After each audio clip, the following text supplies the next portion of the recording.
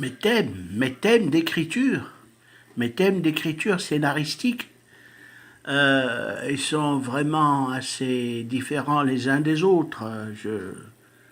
J'écris un peu en m'inspirant du polar, de ce qu'aiment les jeunes, la science-fiction par exemple. Alors c'est un mélange polar-science-fiction pour les deux nouvelles Ironhead et Mission en Atlantide. J'aime aussi les films genre fantastique surtout. Les films fantastiques m'ont beaucoup impressionné dans mon enfance, notamment quand il s'agit de notre thème à nous, dans le monde arabo-musulman. On parle de Sinbad le marin, des Mille et une nuits. Alors, parmi les principaux films que j'ai beaucoup aimés, ça a été le genre fantastique, un petit peu Sword and Sorcery, si vous voulez, dans le thème des jeux vidéo et des films. Alors, Sinbad le marin, ça a été le voyage fantastique de Sinbad le marin. Sinbad et l'œil du tigre aussi a été assez convaincant dans ce genre de film. J'ai essayé d'ailleurs d'écrire un essai en français, en bon français, sur Sinbad le marin, que j'ai nommé le merveilleux voyage de Sinbad le marin, en essayant de respecter des personnages adaptables aux Mille et une nuits, hein, puisque c'est le conte de Shahrazad. Shahrazad est une servante d'un roi méchant qu'on appelle le roi Shahrayar, qui est très méchant. Et donc elle va le subjuguer, elle va faire une sorte de magie dans ses récits pour que le roi l'épargne et toutes les nuits. Elle lui raconte des histoires, c'est ça, donc les Mille et une nuits qui sont surtout persans comme contes. Et donc un autre thème serait le thème cinématographique euh, des films, séries d'épouvante, mais comiques. Hein, la tragicomédie. Donc la tragicomédie, c'est un petit peu les films qu'on a vus enfant. C'était un film qui m'avait particulièrement frappé, puisqu'il mélangeait à la fois le comique et l'épouvante. Ça a été les aventures de Frankenstein, quelque chose avec des monstres dignes des histoires épiques, dignes des films d'épouvante. On pouvait voir le loup-garou se battre avec Frankenstein, on pouvait voir le comte de Dracula échapper en prenant l'aspect d'une chauve-souris, d'un vampire. Et tout ça, c'est resté. J'ai essayé d'écrire mes monstres sacrés pour essayer de faire un petit peu un peu d'ordre dans mon esprit concernant ces choses que j'ai vues enfant et qui me travaillaient beaucoup après dans mon adolescence. Et donc, je peux dire aussi que j'ai écrit un petit peu dans le genre polar, les films policiers, j'adore, j'ai toujours adoré les films policiers. L'une de mes principales idoles a été Clint Eastwood, bien sûr, avec son côté doux, dur et dingue, entrer cogner dans les méchants, ça me plaisait quand j'étais jeune, et puis beaucoup d'autres films policiers. Je crois que dans le cadre de notre société ici, qui est un petit peu l'Occident et l'Orient mélangés, l'Europe et l'Afrique du Nord, on a des soubresauts pour l'Amérique, bien sûr. Et là, donc, si j'ai écrit un polar lié à l'Amérique aussi, à l'Amérique du Sud, parce que c'est très intéressant, faisant référence à des grands noms du cinéma comme Charles Bronson, puisqu'il incarne le Sud-Américain par excellence, son côté jaguar, son côté félin. Et donc j'ai écrit le prototype aussi, l'histoire du prototype qui est un avion soi-disant à détourner au profit de sociétés, qui a été détourné par une puissante mafia. Je n'ai pas osé parler de référence par rapport au fameux spectre de James Bond, parce que ce n'est pas le spectre, c'est une mafia en Asie, tout simplement. Et donc l'avion qui a été détourné est un SST, donc j'ai essayé de faire une liaison entre ce que serait l'évolution des jets actuels, si le SST était resté, n'avait pas été muté en Concorde franco-britannique, il aurait eu peut-être eu cette notion d'espace-temps où il aurait évolué en jet SST hypersonique de type de classe SST 2777 ou quelque chose comme ça. Bon, le récit est bien structuré. J'ai pris comme scène l'Afrique du Nord, le Sahara, l'Europe, bien sûr, Londres, Non, Londres pas, mais Rome, oui. Bon, l'histoire est bref. Si on avait à faire un petit synopsis ou un résumé, je dirais que le SST est un appareil de dernière génération conçu par des firmes aéronautiques qui aurait été détourné dans un vol d'essai, dans un vol d'inauguration entre Médine et le SST devait aller à Toulouse, mais pas vraiment à Toulouse, devait aller à Londres, mais a été détourné à Toulouse. A été détourné à Rome, pardon, parce qu'il a fait un escale à Rome, et là, une bande de malfrats, des malfrats sud-américains, ou pas plutôt sud-américains, un petit peu constitués de diverses nationalités, mais dont le chef était un petit peu à l'aspect Condor, à l'aspect guerriero sud-américain, qui rentre dans l'avion avec une équipe de pirates de l'air et qui détournent le SST au-dessus du Sahara marocain. Et là, il y a des affaires qui se font parce que c'est un avion récent.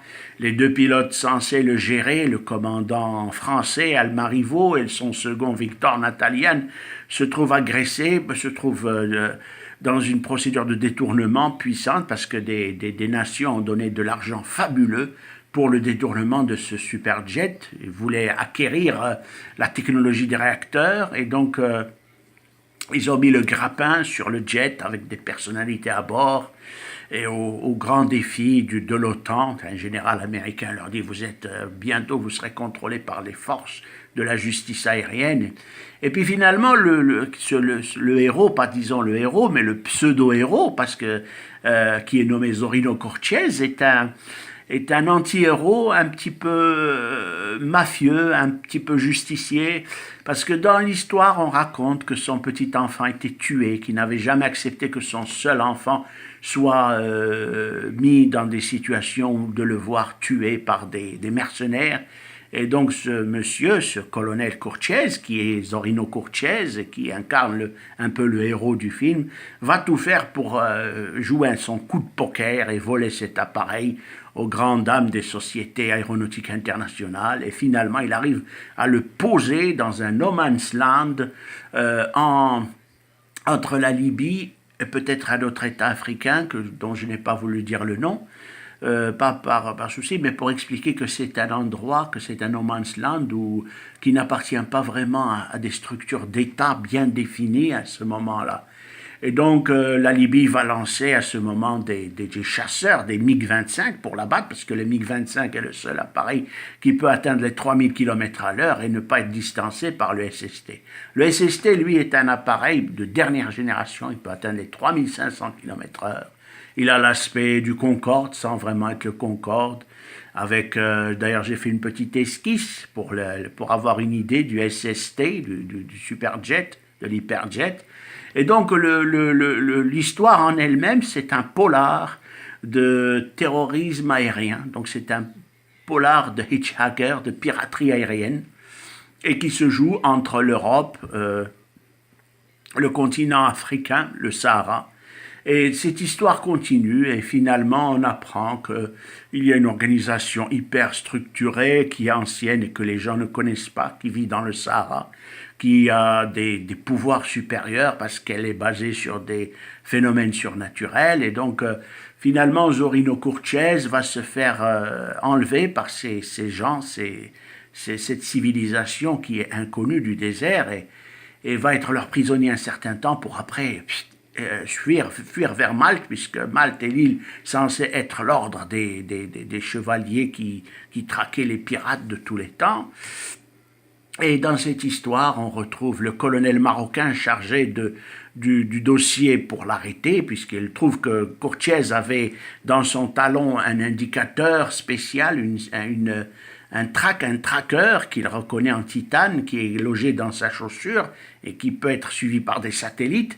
Et donc là, il ouvre un dossier, il le dit au ministre de la Défense, il dit « je dois ouvrir un dossier sur cette personne, elle me paraît suspecte, parce que Zorino est venu à Casablanca justement en escale avant d'aller faire la tentative de hitchhiking du jet SST. » Voilà. Donc en un mot, j'ai essayé de résumer l'histoire, le prototype. C'est une histoire écrite en bon français. Elle est de type scénaristique. On peut l'insérer dans un jeu vidéo comme dans un film. Et donc là, j'ai essayé d'être objectif de par mon expérience de cinéphile, mais aussi de par une certaine forme de désir de créer quelque chose aussi pour le cinéma marocain, parce que nous n'avons pas vraiment beaucoup de scénarios, de scénaristes. Et les personnages sont bien choisis. C'est une équipe de pirates de l'air, de diverses nationalités. Il y a des Portugais, il y a un Sénégalais qui est inséré comme steward et qui doit porter appui aux terroristes. Il y a le héros est féminin. Ah ouais. Aussi, hein, c'est la fameuse la Toubib de l'opération. Elle est irlandaise. On peut penser qu'au début elle est italienne, qu'elle est napolitaine, qu'elle fait partie des milieux de la mafia, mais en réalité elle est d'origine irlandaise et s'insère aussi avec l'équipe pour détourner le SST. Hein, Et finalement le SST, à main et déboire, atterrit dans le No Man's Land en toute sécurité. Et cela plaît beaucoup aux structures des contrôleurs aériens parce qu'il n'y a pas eu de crash du SST. Et en plus de cela, certaines personnes très puissantes s'accaparent, essayent de détourner la motorisation révolutionnaire de ce type de jet qui peut atteindre les Mach 3500 km/h sans problème et avoir une certaine autonomie. D'ailleurs, pendant tout le film, il s'agit de gestion de vol, de gestion d'approche de l'aéroport de l'Aïoun au Maroc, de décollage après le plein, de reprise et tout ça est compté un peu dans la langue de Molière parce que nous n'avons pas fait beaucoup d'études en anglais pour pouvoir faire des scénarios. Mais je pense que ça va. Le prototype est une histoire cohérente, les personnages sont bien choisis, l'histoire se déroule avec une logique certaine. On ne peut pas dire qu'il y a des manques. La seule chose que je pourrais éventuellement affirmer en tant que créateur de cette nouvelle, c'est qu'à un certain moment, il y a des ambiguïtés dans la civilisation qui est soi-disant cachée dans le Sahara, puisqu'elle adore la reine des sables, c'est-à-dire ils ont un côté un peu morbide. On voit d'ailleurs le fameux général Habib qui est, on dirait, un petit peu disjoncté, non pas seulement par le climat, mais aussi par son aspect de mystère. C'est un personnage mystérieux qui a une équipe d'une armée, qui parle qu'aucune armée au monde ne peut l'atteindre, parce que justement n'importe quel blindé ou force colossale militaire pourrait être balayé, non pas par les armes, mais par le climat. Les gens ne peuvent pas subsister dans ces régions s'ils ne boivent pas d'eau, s'ils ne mangent pas suffisamment, ils sont désintégrés, desséchés par les climats désertiques, etc. Donc, si j'ai à parler encore de cette nouvelle, c'est une nouvelle qui me plaît beaucoup parce qu'elle fait sortir ce qu'on a à l'intérieur, de plus profond de nous-mêmes. Pendant des années, on a été au cinéma. On n'a pas été capable, bien sûr, d'atteindre des niveaux de haut rang cinématographique, comme être un acteur international ou comme être un metteur en scène international. Mais déjà, écrire une histoire, c'est déjà un petit premier pas qu'on devrait prendre en considération, puisque après j'ai essayé de rester dans le thème cinématographique, et qui dit 7e art, dit 007, dit James Bond, dit La chance de mourir, c'est une histoire qui n'est pas copiée sur les James Bond, mais qui est inventée. Les personnages ont été respectés dans la chance de mourir. J'ai respecté le MI6, j'ai respecté M, j'ai respecté James Bond, j'ai respecté certains protagonistes des films anciens de James Bond comme Q, comment dire, Quarel, c'est un mélange des James Bond. Mais là, si vous voulez, c'est ce que reproduit un spectateur qui a vu et qui a admiré James Bond pendant peut-être plus de 30 ans de sa vie. Et c'est une expérience à tenter aussi, à ne pas négliger. Donc, si j'ai à revenir vers mes écrits, disons que j'aurais peut-être écrit 7, 8 livres à tout casser en essayant de respecter une certaine vérité des mots, de la langue, de la sémantique, en essayant de respecter des choses assez faciles à lire. Par exemple, dans un de mes récits qui s'appelle Le métal intelligent, la société est absolument, comment dire, non définie dans l'humanité. Ce sont des personnages un petit peu qui n'appartiennent ni à la préhistoire, ni au Moyen-Âge, ils sont indéfinis dans le temps. Il y a des notions temporelles qui ne sont pas vérifiées à 100%. Alors, pour les histoires à écrire, etc., j'ai continué ma lancée. J'ai écrit Le Métal Intelligent, j'ai écrit Ironhide aussi, et Mission Atlantide. Alors, ça aussi, c'est, si vous voulez, l'intérieur de mon sandwich. Hein, c'est le jambon de dinde avec sauce à l'intérieur qui n'est pas absolument tout le sandwich, mais qui est... Bon, si j'ai à parler de Mission de Ironhide, c'est un nom de code. On a été frappé par des films anciens dans notre adolescence, comme bien sûr le fabuleux film euh, de, de, de science-fiction qui faisait intervenir des réplicants ou des clones. Ce film, bien sûr, c'est Blade Runner, incarné par l'acteur américain bien connu qui a joué dans La Guerre des Étoiles, etc. Donc c'est un peu un Blade Runner, mais ces réplicants, ce sont des Blofeld, si vous voulez. Ce sont des personnages, pas tout à fait des Blofeld, mais des utilisés par, non pas une mafia, mais pire, par des puissances extraterrestres. Alors, c'est un mélange, un énorme cake plein de crème que l'on a accumulé, on y place divers éléments. On sait que, par exemple, dans Ironhide, à la fin, le but était de construire un chasseur pouvant aller directement de la Terre, frapper un astéroïde et revenir. Voilà, c'est en gros une éthique sur un développement accru des techniques spatiales, puisque avant, il y a quelques décennies, le projet spatial se basait au STS, la navette spatiale qui ne pouvait décoller que sur le dos d'une fusée.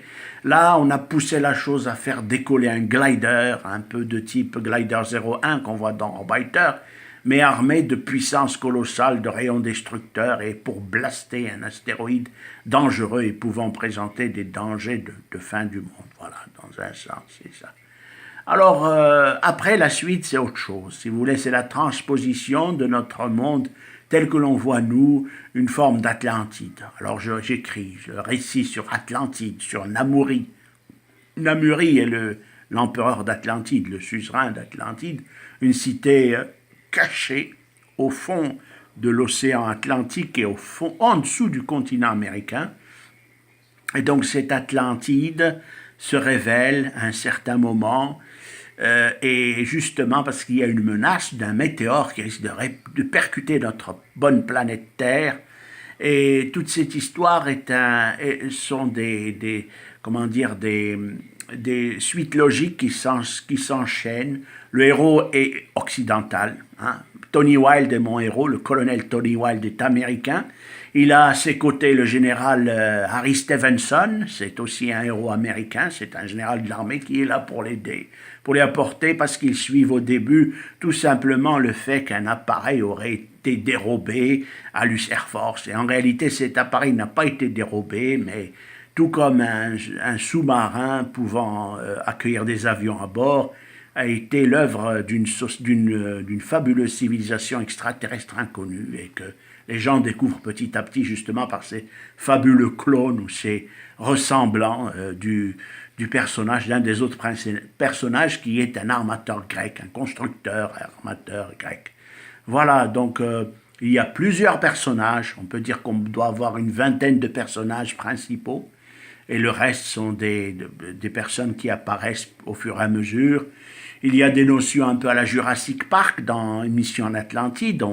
L'Atlantide, qui est un continent caché au secret des humains, peut avoir accès à un monde qui est perdu dans l'espace-temps. Hein. Donc la notion temporelle existe. Cet espace-temps fait partie de l'Atlantide, mais n'est pas réellement l'Atlantide.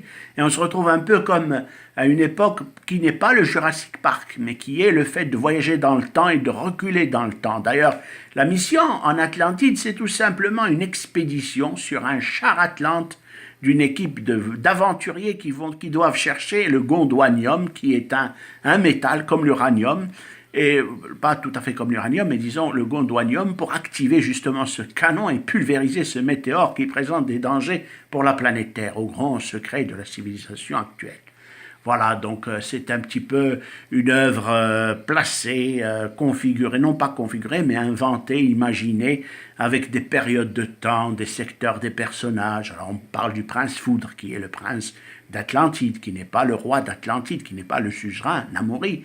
On parle de princesse Atlante, on parle d'un personnage marocain, justement, parce que j'ai initié, et qui est un agent pas secret, mais disons un agent de renseignement marocain qui fait partie de l'équipe et qui va aider Tony Wilde et tous les autres à aboutir en Atlantide d'une certaine façon ou à relier ce monde. Alors, c'est une histoire très travaillée. J'ai mis des années pour écrire les deux bouquins. Et les personnages aussi sont inventés, mais l'histoire est respectée dans l'ordre chronologique. Vous ne trouverez pas de faille au niveau de la chronologie de l'histoire. Voilà en ce qui concerne mes écrits. J'aurais voulu développer un secteur, le western, mais je n'ai pas pu. J'ai commencé quelques lignes, je n'ai pas eu assez d'inspiration. Vous savez, c'est une force que d'avoir l'inspiration, d'écrire des histoires qui peuvent peut-être bien sûr un jour aboutir en scénario de film, de cinéma.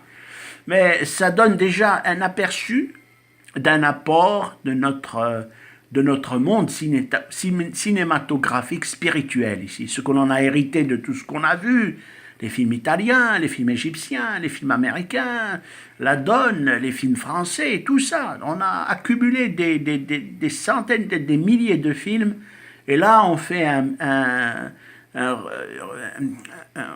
choc en arrière de tout ce qu'on a vu en essayant d'être un analyste en même temps de nos boires et nos déboires. Bien sûr, le refus, c'est la criminalité. On refuse absolument la criminalité dans les histoires de cinéma parce que ça fait partie d'un tas d'éthiques, de morale pour la jeunesse.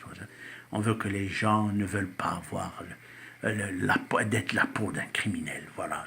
D'ailleurs, on a lutté des années pour ça. Quand j'étais enfant, j'étais subjugué par les héros américains, les héros yankees et tout ça, les gens occidentaux, parce que justement, ils reflétaient l'histoire qu'ils se battaient absolument contre la criminalité, que la criminalité est la chose la plus abominable, ça fait pleurer les gens, tout simplement.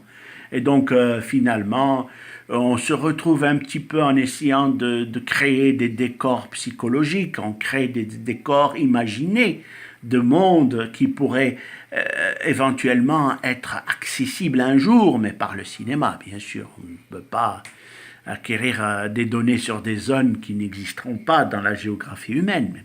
Mais on essaye petit à petit de développer des secteurs. J'essaierai de donner le meilleur de moi-même concernant d'autres écrits. Mais ça va dépendre de temps, de possibilités et surtout de recherche de thèmes, etc. Parce que le Maroc est à lui seul pourrait être un bouquet de thèmes cinématographiques, l'Atlantide, les civilisations perdues, des notions de vikings aussi. Nous avons côtoyé le monde des vikings, le monde le septentrion, le monde de l'Europe du Nord, et ça c'est extraordinaire parce que ça peut ouvrir des contextes, bien sûr, de films, d'histoires anciennes, moyenâgeuses ou pas. Le monde romain aussi pourrait être utilisé, par exemple, dans la notion de volubilis, de Caracalla et tout ça. Et donc, rien n'est perdu. Il suffit de persévérer dans ce domaine et de se chercher des histoires imaginées qui seront, bien sûr, une donne assez fiable. Voilà, donc, je vous remercie et à très bientôt. J'espère que vous apprécierez si vous lisez mes histoires. Voilà. Encouragez-moi si vous pouvez. Merci beaucoup.